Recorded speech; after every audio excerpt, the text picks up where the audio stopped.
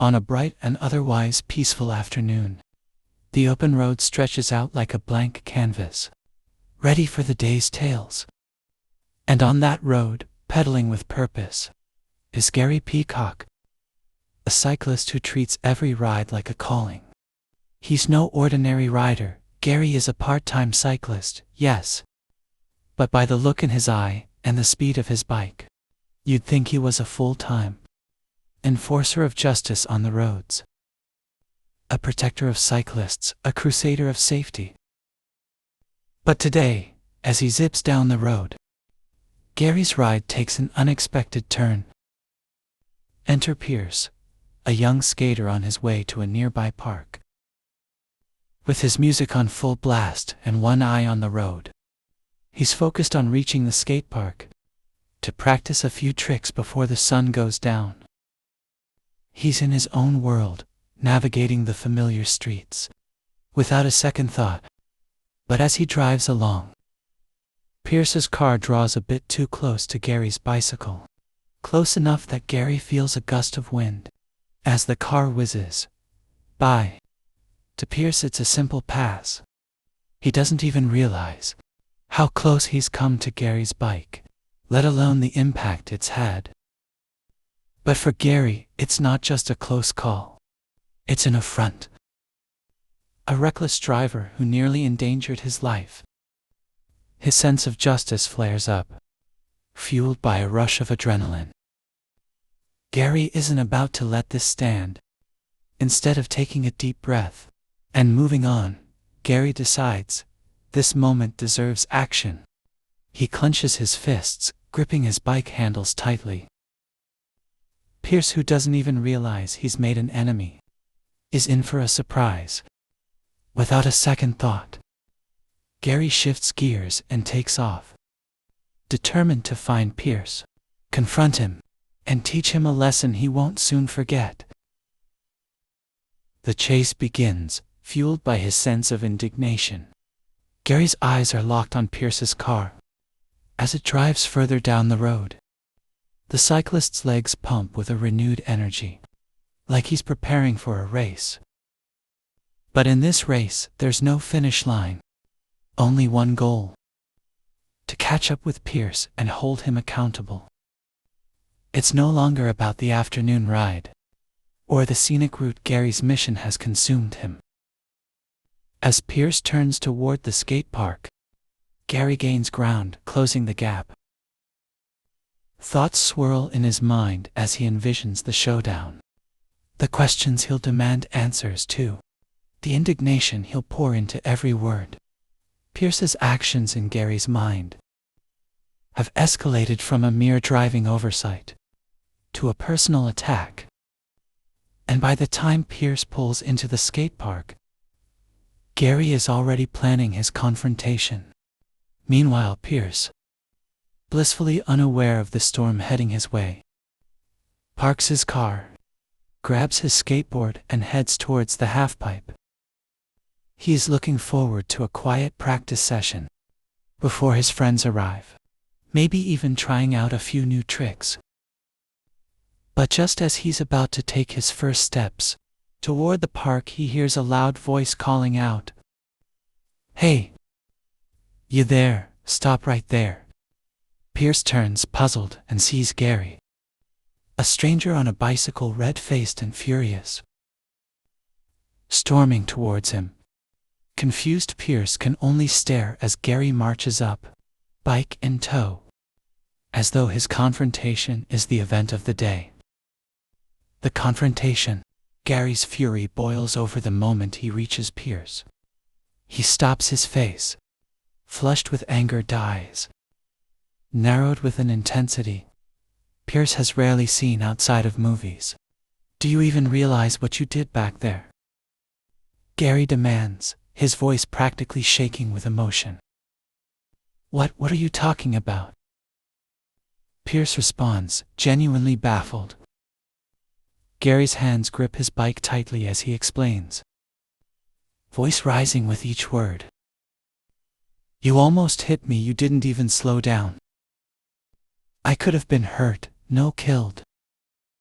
And you just drove off like it was nothing. Pierce, still holding his skateboard, tries to make sense of what's happening. He remembers the drive, but didn't think he'd done anything wrong. Look, I'm sorry if I got close, but I didn't mean to. Sorry, that's it. Gary scoffs, the word hitting him like a slap in the face. You could have ended my life, and all you have to say is sorry. I have it all on dashcam. You know, I pulled over. I even tried to get you to stop, but you ignored me. Pierce blinks, trying to keep calm. Even as Gary's accusations grow louder, the word dashcam catches Pierce's attention. He didn't even realize he had been followed. This cyclist has taken things to a level he hadn't anticipated. As Gary goes on, Pierce realizes there's no reasoning with him. The man's mind is set on making this incident the hill he's willing to fight on. Seeing Pierce's lack of reaction only fuels Gary's fire. He pulls out his phone, snapping pictures of Pierce's license plate, determined to have all the evidence he needs when he calls the authorities. I'm not letting you get away with this, Gary declares, his voice loud enough to catch the attention of a few passers-by. People begin to gather, watching the scene unfold. Some pull out their phones, recording what appears to be an odd, one-sided shouting match. Gary, not one to back down, yells louder, I'm calling the cops right now. You think you can drive around, putting lives at risk, and walk away? Not on my watch with that. Gary dials 911, recounting his side of the story with the fervor of someone testifying in court. To him, this is an open-end shut case. A reckless driver endangers cyclist. Cyclist takes a stand. But Pierce stands nearby, arms crossed, waiting for this spectacle to end. To him, this whole thing feels blown out of proportion. When the police finally arrive, Gary's confidence peaks. He greets the officers with the same fervor he showed. Pierce recounting his side of events, certain that justice will be swift. But what he didn't account for was Pierce's dashcam footage. The turning point. Pierce calmly presents the officers with his dash cam, giving them a look at what actually happened. The footage reveals that, while Pierce's car came close to Gary's bike, there was no intentional threat or danger involved. His passing wasn't nearly as reckless as Gary had painted it to be. In fact, it barely even registers as a close call. Gary's face falls as the officers watch the footage. His narrative of Pierce's reckless driving now seems exaggerated, if not completely fabricated. Pierce, seeing the shift in the officers' expressions, realizes that the tide has turned in his favor. Gary's fiery conviction, once so sure, begins to waver. His righteousness now seems misplaced, and the officers aren't looking at Pierce as the guilty party. In fact, they're starting to question Gary's own behavior. It's not just the footage that works against him. Witnesses begin to share their perspectives too, describing Gary's erratic behavior, his attempts to yank Pierce's door open, and his loud accusations. What initially looked like a justified complaint has quickly transformed into a case of aggression. The officers, piecing together the evidence, asked Gary to step aside.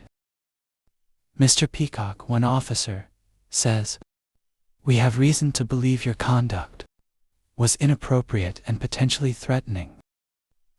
The dashcam footage shows no imminent danger caused by Mr. Pierce. However, your reaction seems disproportionate and escalated beyond what the situation warranted." Gary, now faced with the reality of his actions, tries to argue. He insists that he was only protecting himself, that Pierce had driven too close, that he was only doing what he believed was right. But the officers remain firm, explaining that his attempts to forcibly confront Pierce crossed a line. Gary, now feeling the weight of the situation, pleads his case, his words tinged with desperation. "You don't understand. I was just trying to keep the roads safe. I'm Gary Peacock," he declares, hoping his name will somehow lend credence to his cause. But the officers are unmoved. They issue Gary a citation for disorderly conduct, a decision that brings the confrontation to an abrupt end. As Gary processes this, the realization begins to sink in. What started as a mission of justice has left him with a penalty, a bruised ego, and the shame of knowing he let his emotions get the better of him. His desire to teach Pierce a lesson has backfired, leaving him with a bitter taste of regret. The authorities, once his imagined allies, have instead recognized him as the instigator, the aggressor in what should have been a minor incident. The lesson in humility. Pierce, relieved and vindicated, finally heads to the incident, though bizarre, becomes a story he'll likely share with friends. The tale of a cyclist's overblown road rage, and the strange turns a simple drive can take. As for Gary, he pedals away from the skate park, his shoulders slumped and his mind racing. His crusade for justice has left him questioning himself, grappling with the consequences of his actions. The calm afternoon he had set out for has ended in frustration, and the lesson he leaves with is a difficult one to swallow. Gary's story serves as a reminder of the dangers of letting anger and self-righteousness dictate our actions. In the heat of the moment, it's easy to believe we're the hero in our own story, defending what's right, fighting for justice. But without perspective, our pursuit of justice can lead us down a path of unintended consequences.